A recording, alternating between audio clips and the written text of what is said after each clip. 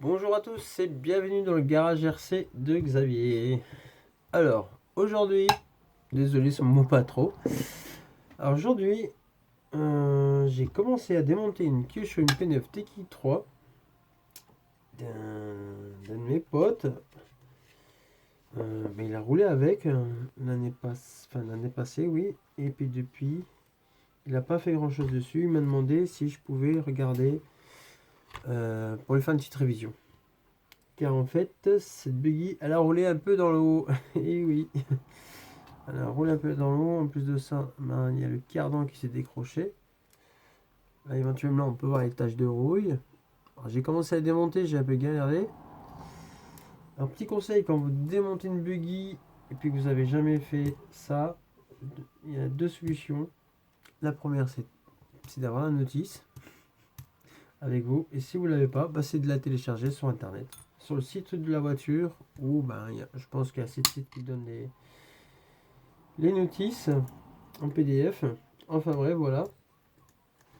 Là, j'ai commencé à démonter. Et là, c'est catastrophe car elle a pris de la rouille partout.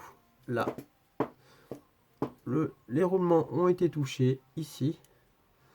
Un peu la vis ici aussi, on peut voir. Bon, dedans, c'est dégueulasse. On va lui faire le service complet à cette petite queue chaud. J'ai commencé à la démonter. Alors, juste un petit truc à savoir que quand vous commencez à démonter, moi je fais comme ça, je démonte par bloc, je commence par le train à l'avant, à l'arrière ou vice versa, et ensuite j'attaque petit à petit quoi, je démonte pas tout en même temps. Puis quand je démonte, petite astuce aussi, alors n'oubliez pas d'avoir une petite boîte ou un tupperware. Moi éventuellement j'ai ma petite boîte, enfin mon petit couvercle à vis qui est un peu aimanté. Ensuite quand je démonte la pièce, j'essaye à chaque fois de remettre les vis dans son logement, si c'est possible. Ça évite après ensuite d'avoir un peu des vis partout, puis de reprendre la notice pour savoir où elle va la vis, quelle taille, etc. etc. Enfin voilà. Alors moi, à chaque fois, je remets les vis dans son logement quand je peux. Et petite surprise, tout à l'heure, quand j'ai commencé à la démonter, tout allait bien, jusqu'à cette vis ici. J'ai fait attention, j'ai pris une clé avec une petite rallonge, mais la vis elle a quand même foiré. Alors des fois on n'a pas le choix, c'est la Dremel, où il existe aussi un produit, enfin une petite pâte que vous mettez dedans. Puis ensuite vous mettez votre outil. Bon, j'ai jamais essayé après, soit disant que ça marche, enfin bref voilà. Ou soit la deuxième option c'est la Dremel, et c'est dommage de passer un coup de Dremel sur le châssis quoi quand même. Enfin bref. J'ai réfléchi en deux fois, je me suis dit, quand j'ai retourné la voiture, je me suis dit, attends, Xav, ne bouge pas. En fait, si la vis tu peux pas l'avoir, alors celle-ci, hein, c'est dévissé, ça va. Celle-ci, non.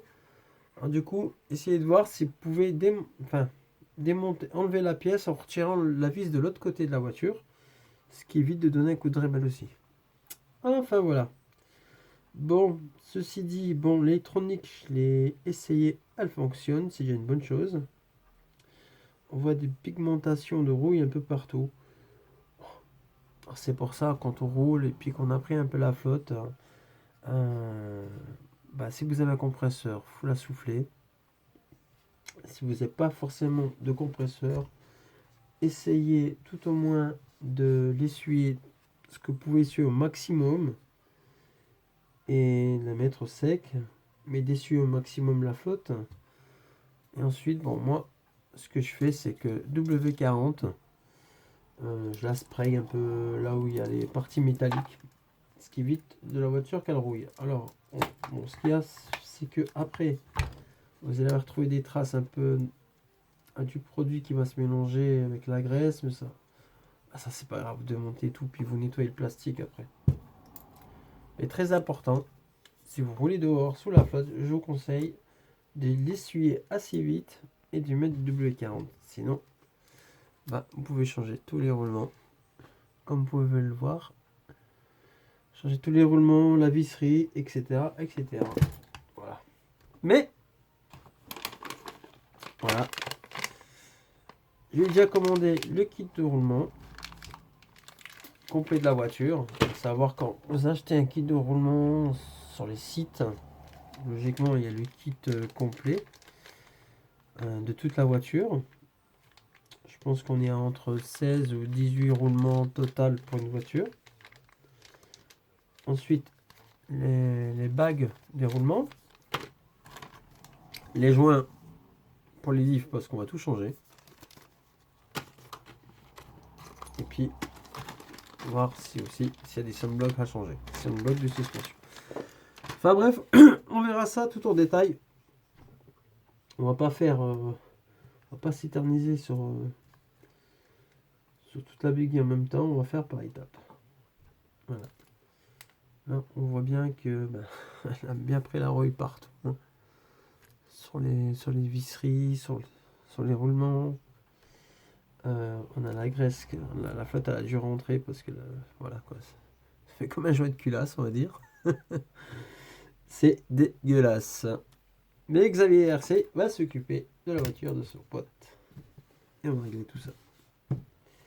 Alors je vous dis à bientôt pour la prochaine vidéo. Et puis la suite des événements. Ciao ciao.